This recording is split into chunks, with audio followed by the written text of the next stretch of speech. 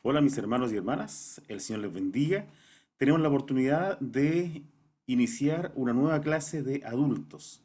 En esta ocasión quiero y voy a tomarme un par de domingos para hablar de distintos hombres y mujeres en la Biblia que nos dan un gran testimonio y un gran ejemplo de fidelidad al Señor y servicio en su obra. Vamos a tener nuestra lectura, 1 Corintios 1, 26 al 29.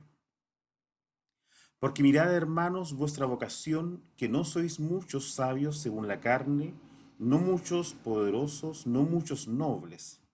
Antes, lo necio del mundo escogió Dios para avergonzar a los sabios, y lo flaco del mundo escogió Dios para avergonzar lo fuerte. Y lo vil del mundo y lo menospreciado escogió Dios, y lo que no es para deshacer lo que es, para que ninguna carne se jacte en su presencia. Oramos. Nuestro Dios y Padre, alabamos su precioso nombre y agradecemos esta oportunidad de estar frente a su palabra. Señor, reconociendo nuestra indignidad e incapacidad, pedimos su dirección porque queremos ser grandemente bendecidos por usted a través de su palabra. Por Cristo Jesús, amén. Aquí aparece una descripción de nosotros. Y sobre todo el versículo 29 nos habla acerca de que ninguno se jacte, porque obviamente somos hijos de Dios y damos gracias por eso. Somos herederos de Dios, coherederos con Cristo, gracias al Señor. Pero humanamente no tenemos ninguna atribución, calificación, característica, ni nada que nos pueda hacernos sentir merecedores de algo. Humanamente hay algunos que tienen más estudios que otros, quienes tienen más dinero que otros, hay quienes tienen más autoridad o poder político que otros, pero frente al Señor ninguna de esas cosas vale absolutamente nada. Y si es que, y si es que alguien tuviese en su cabecita la idea de que podría haber algo en él como para sentirse bien y merecedor de algún beneficio del Señor, el Señor aquí nos describe justamente como lo menospreciado, lo vil, como lo bajo. Eso somos nosotros. Mirémonos al espejo a través de estos versículos. Esos somos a quienes el Señor escoge. Nuestro Señor Jesucristo tuvo un ministerio de 3 años. Y en ese ministerio de tan solo 3 años, fue relativamente breve, hubo un tiempo de fama y de mucho interés de parte de gran parte del pueblo por aprender de este nuevo maestro. El, pero esto no duró mucho. Es más, en Judea, el lugar donde el Señor había nacido, según Lucas 4 dice, entonces todos en la sinagoga fueron llenos de ira oyendo estas cosas. El Señor había ido a la sinagoga y le correspondía la lectura, perdón, y él abrió Isaías y leyó el pasaje, lo busco,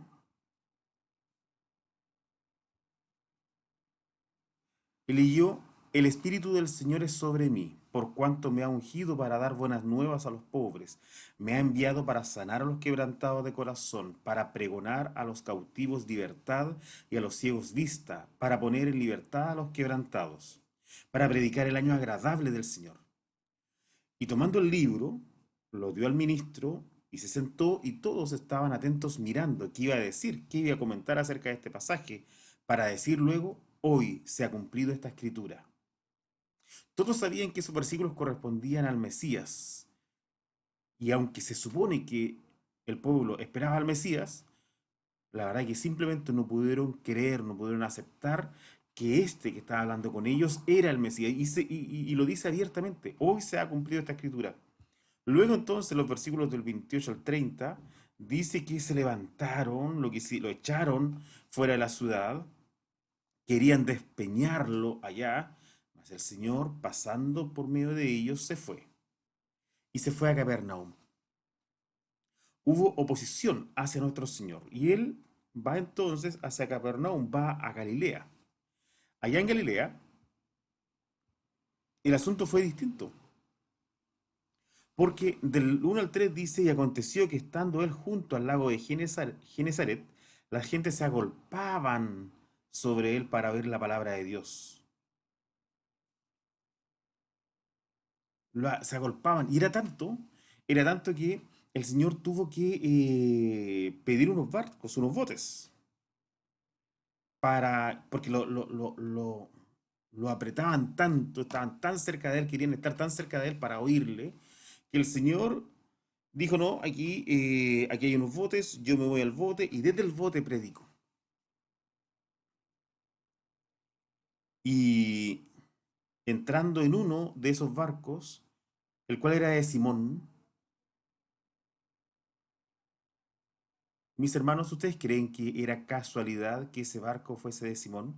¿Ustedes creen que fue casualidad que el Señor primero haya estado rodeado de tanta gente, que haya decidido ir a un bote y por pura casualidad era el bote de Simón el que estaba ahí y por eso es que el Señor subió simplemente por casualidad?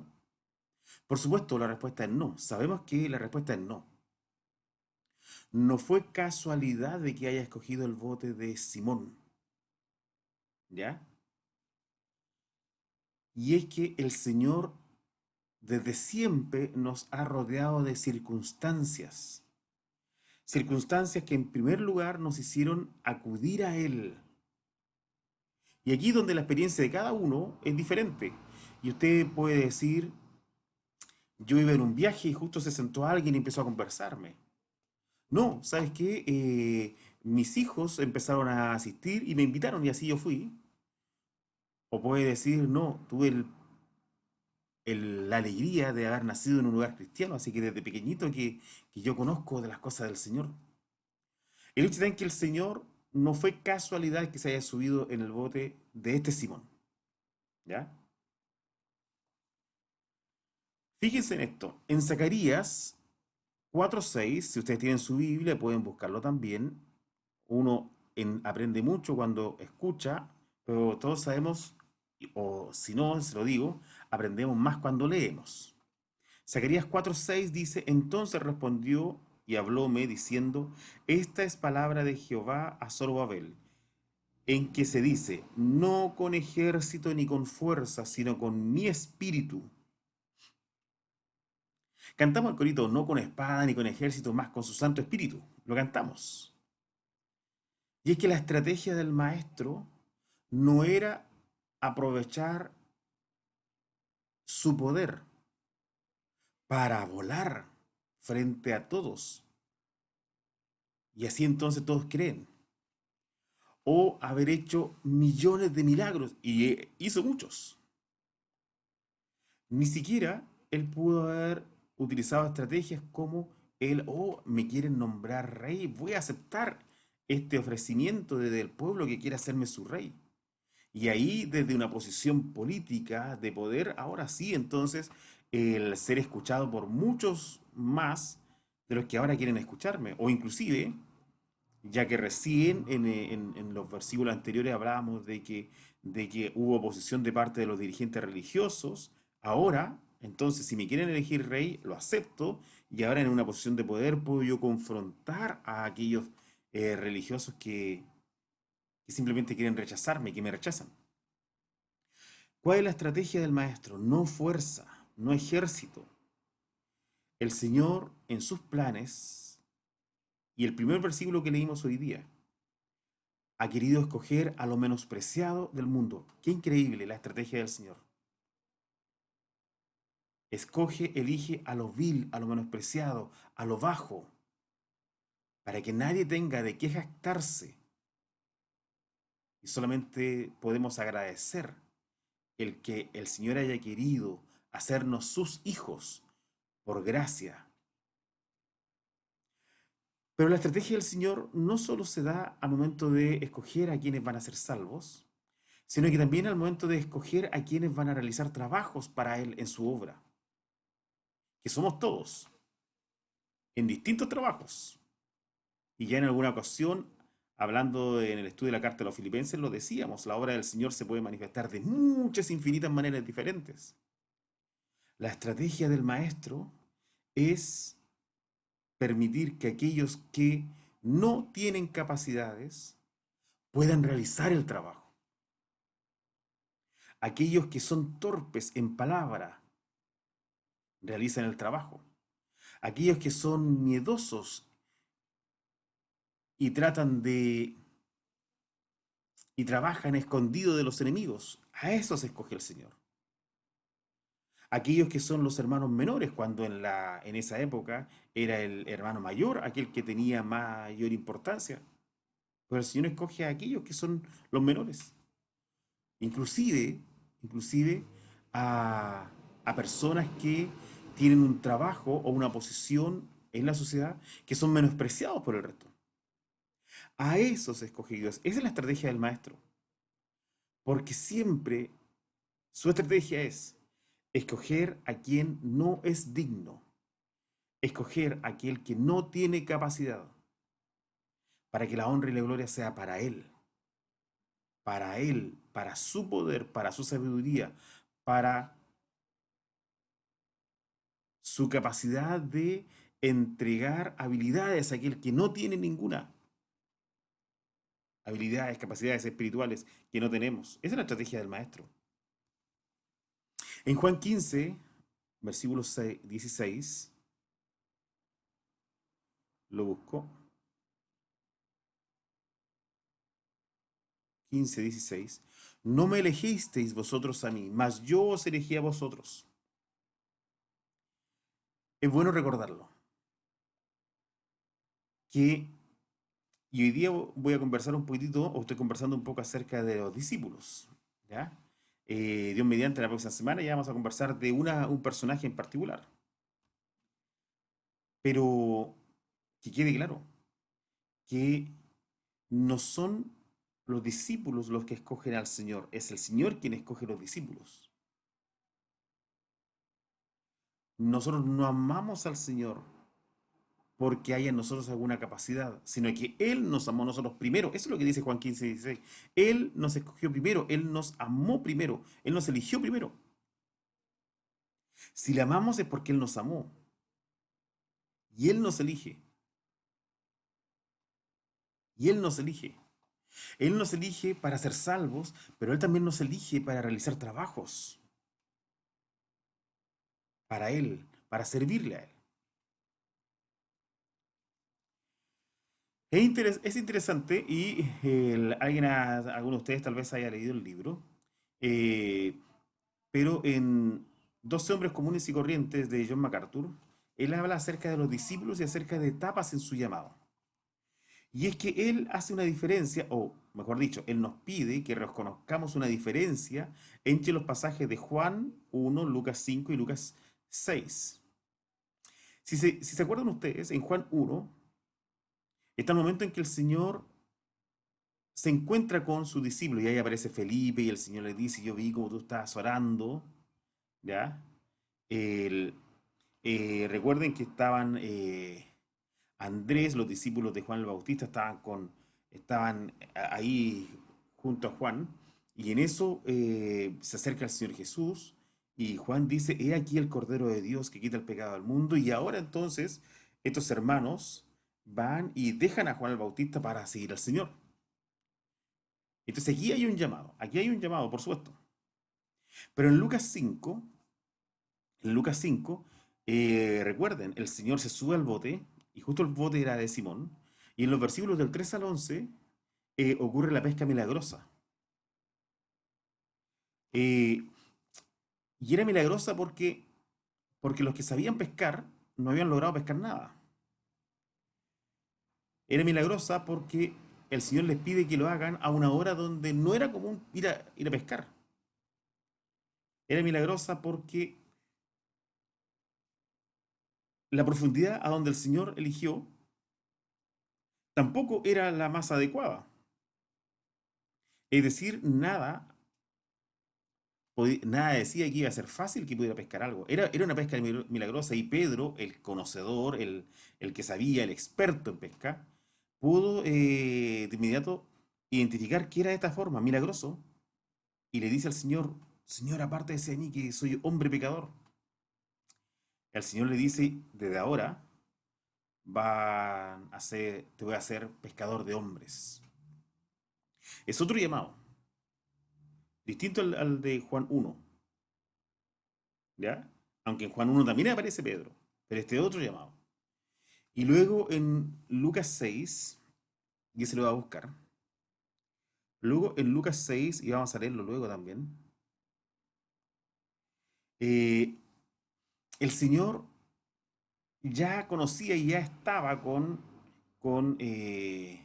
Pedro, Jacobo, Juan, Andrés, Bartolomé, Felipe, Tomás, los Judas, uno Judas Tadeo, el otro Judas Iscariote, Mateo, Leví, ya estaba con ellos, pero aquí en Lucas 6 habla de, y aconteció en aquellos días que nuestro Señor fue al monte a orar y pasó la noche orando a Dios. Y como fue de día, llamó a sus discípulos y escogió 12 de ellos. Es diferente a lo que había pasado en Juan y a lo que había pasado en Lucas 5. Y es que este autor que yo les mencionaba, si bien es cierto, él menciona 4 etapas, yo quiero hablar acerca de 3 etapas. La fase 1, conversión. Me gustaría pensar que hay también viendo esta clase personas que todavía no han hecho su decisión por Cristo. Y obviamente la invitación es a que consideren, primero, que son pecadores, segundo, que merecen castigo eterno en el infierno. Y eso es lo más justo que puede hacer Dios hacia un pecador, pero que también Él, como un Dios de amor, dio a su Hijo Jesucristo en la cruz, muriendo en la cruz, para darnos a nosotros la posibilidad de ser salvos, creyendo en ese sacrificio como el sacrificio que merecíamos nosotros y recibiendo a Jesús como nuestro Señor y Salvador. Me encantaría que hubiese también personas no convertidas escuchando y que se den cuenta y pasen hoy de muerte a vida. Pero muchos o la mayoría de los que están acá son hermanos de la iglesia que yo asumo que son salvos. Mis hermanos, cuando hablamos del llamado, y estamos hablando de eso hoy día, estamos hablando de los escogidos, estamos hablando primero conversión. Cada uno tiene una experiencia diferente, cada uno sabe cuándo. Me encanta preguntar cuando estamos en una clase, ¿cuándo se convirtió usted, hermano? Y el hermano dice, yo tenía 12 años, hace 53 años atrás. No, yo me convertí hace poco y lo dicen. Qué lindo es remontarnos a ese momento cuando nosotros hicimos nuestra decisión por Cristo, sabiendo que Él nos escogió primero. Él nos escogió primero. Y luego, por supuesto, nosotros hicimos nuestra decisión por Él, porque Él nos había escogido. La fase 1 habla de conversión. La fase 2 habla de ministerio. Es decir, todo aquel que ya es salvo sabe que el Señor nos ha llamado, y depende de los versículos que usted quiera usar, Él nos ha llamado a que llevemos fruto en abundancia. En Efesios, y siempre nos acordamos de Efesios capítulo 2, versículos 8 y 9, cuando hablamos de, porque por gracia sois salvos por la fe, y esto no de vosotros, pues es don de Dios, no por obras, para que nadie se gloríe. La salvación no es por obras, porque somos hechura suya, criados en Cristo Jesús para buenas obras. No somos salvos por obras, pero somos salvos para obras, para que nuestra vida esté llena de obras. La fase 2 es ministerio. Y nos acordamos del versículo en una de las cartas de Pedro, donde nos habla de que somos real sacerdocio, pueblo adquirido, gente santa, para que anunciemos las virtudes de aquel que nos ha llamado de las tinieblas a su luz admirable. Y es que la fase 1 es conversión. Y espero que todos los que estén escuchando la clase, viendo la clase, sean salvos. Bien, estamos listos con la fase 1. Pero la fase 2 es ministerio. El Señor nos ha llamado y nos llama también a desarrollar un trabajo para Él en su obra. Ese trabajo para Él puede ser, por supuesto, como evangelizadores de nuestras familias, por supuesto. Pero hay mucho más trabajo también que podemos realizar. Y aquí es donde yo quisiera hacer un llamado a mis hermanos. Este año 2021 tiene que ser un año diferente. Los hermanos que se conectan a los cultos vía Zoom o Facebook tienen que ser más de los que se conectaban el año pasado. Aquellos que están dispuestos a realizar algún trabajo, ejemplo, un estudio en la sociedad de caballeros, en la sociedad femenina o en los jóvenes, tienen que haber muchos hermanos dispuestos y más dispuestos que lo que fue el año pasado. Porque si el Señor hace un llamado a la conversión y ya somos salvos, ahora el Señor nos hace un llamado para el ministerio. Y cada uno de nosotros tiene muchas cosas que desarrollar para Él en su iglesia, en su obra. Y debemos nosotros, así como respondimos positivamente al momento de salvación, debemos también responder positivamente ahora, en este segundo llamado, al ministerio. Porque hay muchos hermanos que tienen distintos dones. Y esos dones se tienen que utilizar. Aquel que ha sido llamado para enseñar, a enseñar. Aquel que tiene dones en la música, que cante, que sirva al Señor de esa forma. Aquel, aquel que es bueno para conversar y dar consejos. Que llama a los hermanos que tienen alguna necesidad y tenga momentos de conversación. Y momentos de oración también. Pero mis hermanos, el llamamiento, al menos tres fases.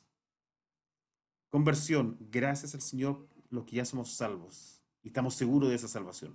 Fase 2, ministerio. El Señor hace un llamado porque debemos cumplir nosotros con una responsabilidad que el Señor deposita en todos nosotros. Fase 3, apostolado. Creo que esta fase es la que solamente reciben algunos, ¿ya? Eh, el apostolado. Aquí leíamos en los versículos anteriores que el Señor llama a todos sus discípulos y de los 12 eligió apóstoles. De todos los siervos del Señor, de todos los hijos del Señor, el Señor también escoge a algunos. Y aquí tenemos a aquellos que han abrazado el ministerio, por ejemplo. ¿Ya? El tiempo. En este mismo Lucas 6, cuando el Señor va, entonces ora primero y ora durante toda la noche para luego escoger a los apóstoles, dice, y aconteció en aquellos días, aconteció por aquel tiempo, fue alrededor de ese tiempo, y nos acordamos de inclusive cuando siempre para Navidad se habla de esto, y llegado el cumplimiento del tiempo, Dios envió a su Hijo, y es que el Señor siempre tiene tiempos. Cuando hablamos de salvación, siempre escuchamos en las predicaciones, hoy es el día aceptable, hoy es el día de salvación, hoy es el tiempo. Y le decimos al inconverso, hoy tiene que ser, no lo dejes para mañana. Mis hermanos, cuando en la segunda fase hablábamos de ministerio, y yo les digo que cada hijo del Señor tiene una responsabilidad que cumplir dentro de la iglesia, y en este momento quiero pensar, no, quiero que usted piense que usted tiene una responsabilidad dentro de la iglesia Filadelfia, dentro de la iglesia en Pueblo Seco, dentro de la iglesia en Cirolito, y si hay hermanos de otras congregaciones, coloque el nombre de su congregación ahí. El Señor le ha dado responsabilidades que usted debe cumplir en ese lugar. ¿Cuándo? Hoy. Así como al inconverso le decimos, hoy es el tiempo aceptable, a los hijos del Señor y su ministerio, su responsabilidad, sí o sí tenemos que decirle, hoy es el día, hoy es el día, hoy es el momento en que usted dice, voy a primero reconocer que tengo muchas responsabilidades frente al Señor y voy a cumplir con ellas. Los requisitos y cualidades, si pensamos en obispos, pastores, ancianos gobernantes, La lista que se da en 1 Timoteo 3 2 al 7 o la que se da en, en Tito, perdón, 1, del 6 al 9, y voy a leer la que dice en Timoteo. 1 Timoteo 3, del 2 al 7. Dice, conviene pues que el obispo sea irreprensible. Irreprensible. Marido de una mujer, solícito, templado, compuesto, hospedador, apto para enseñar, no amador del vino, no heridor, no codicioso de torpes ganancias, sino moderado, no litigioso, ajeno de avaricia, que gobierne bien su casa, que tenga a sus hijos en sujeción con toda honestidad, porque el que no sabe gobernar su casa, ¿cómo va a cuidar de la iglesia de Dios? No un neófito, porque inflándose no caiga en juicio del diablo. También conviene que tenga buen testimonio de los extraños, porque no caiga en afrenta y en lazo del diablo. Los diáconos asimismo deben ser honestos, no bilingües, no dados a mucho vino, no amadores de torpes ganancias, que tengan el ministerio de la fe con limpia conciencia. Una de las cosas que a mí se me pasa por la mente cuando veo estos requisitos es que qué manera de haber requisitos. Y según esto, no, entonces yo no podría ser anciano gobernante. No lo sea, dice tal vez alguno de ustedes.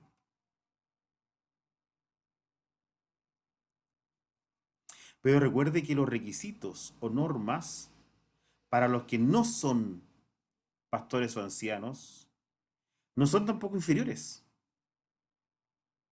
Es decir, todo el resto de los miembros de la iglesia no tienen normas inferiores.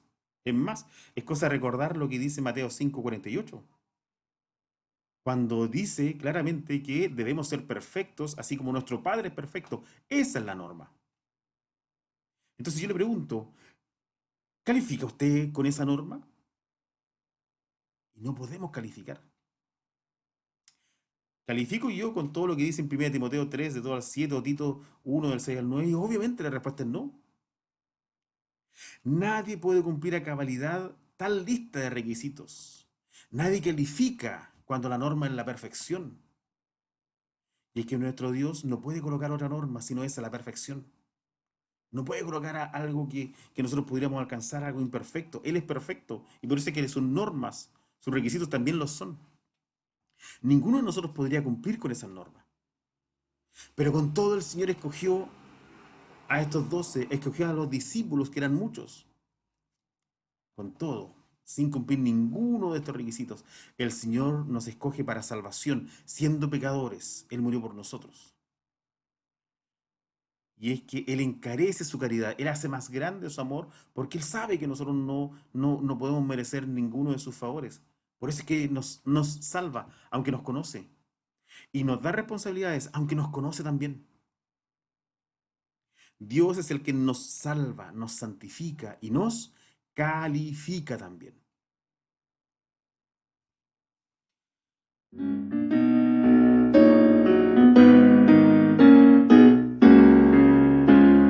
Usted conoce ese himno, ¿no es cierto? Sí, lo conoce.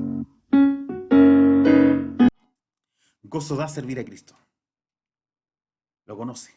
Mis hermanos, la conclusión de la clase de hoy es, muchas veces cantamos himnos como este, gozo da servir a Cristo. Pero cuando nos preguntamos de qué forma, nos cuesta hacer un listado, porque parece que no lo estamos haciendo. No se preocupe, no se preocupe, porque Dios nos llamó para salvación, pero Dios también nos llama para que le sirvamos. Debemos responder, todos los hijos del Señor debemos responder a ese llamado, sabiendo que el Señor nos califica. ¿Cómo podría yo hacer un culto de oración? El Señor nos califica. Para mis hermanos de Filadelfia, les cuento un testimonio. Nuestros hermanos en Pueblo Seco tienen culto de oración los días ahora los días viernes. Y lo que hacen es que un hermano se graba y graba en WhatsApp el culto, con alabanzas del mismo y con oración. Y después manda ese audio. Qué lindo, qué lindo. Si es que no hay buena internet, si es que cuesta conectarse por Zoom, listo, ahí está un culto de oración. Nuestro Dios nos prepara, nuestro Dios nos califica para realizar algún trabajo, nos capacita para realizar algún trabajo. Entonces, que la respuesta de todos los hijos del Señor sea responder a este llamado, sabiendo que este año, sí o sí, debemos cumplir con todas las responsabilidades que el Señor deposita sobre nosotros. Y para otro día vamos a dejar estas responsabilidades a nivel personal, familiar. No, yo estoy pensando en las responsabilidades hacia la congregación, hacia la iglesia, hacia la obra del Señor. Porque usted y yo tenemos responsabilidades y damos gracias al Señor por eso. Tenemos que pedirle al Señor que nos ayude a cumplir, porque Él nos va a dar lo que nosotros no tenemos para cumplir bien con esa responsabilidad. Mis hermanos, el Señor les bendiga.